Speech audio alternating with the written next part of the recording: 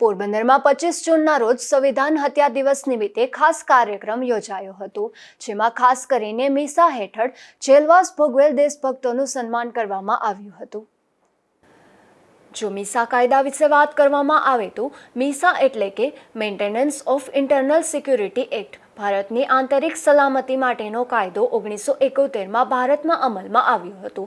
આ કાયદા દ્વારા રાજ્યને કોઈપણ વ્યક્તિઓને ધરપકડ કરી લાંબા સમય સુધી જેલમાં રાખવાનો અધિકાર મળતો હતો।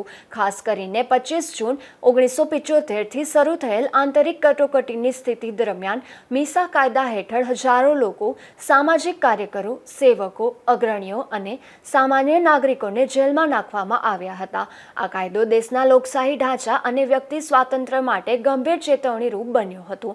25 જૂન 1975ના રોજ દેશમાં અમલમાં મુકાયેલ આંતરિક કટોકટીની સ્થિતિમાં આ કાયદાનો દુરુપયોગ કરીને તત્કાલીન સરકાર દ્વારા હજારો લોકો, સામાજિક કાર્યકરો, લોકનેતાઓ અને સામાન્ય નાગરિકોને જેલમાં નાખવામાં આવ્યા હતા।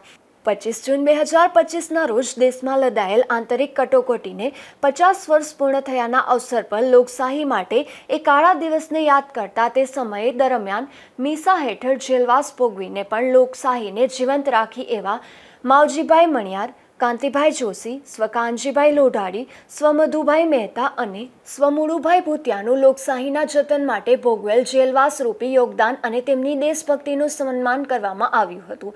આ તકે પૂર્વ કેબિનેટ મંત્રી બાબુભાઈ બોખીરિયા, જિલ્લા ભાજપ પ્રમુખ ચેતનાબેન તિવારી અને કલેક્ટર ધાનાણી સહિત અનેક મહાનુભાવો ઉપસ્થિત રહ્યા હતા। નિપુલ પોપટ સાથે અશોક ધાનકી, ગુજરાત ન્યૂઝ, પોરબંદર।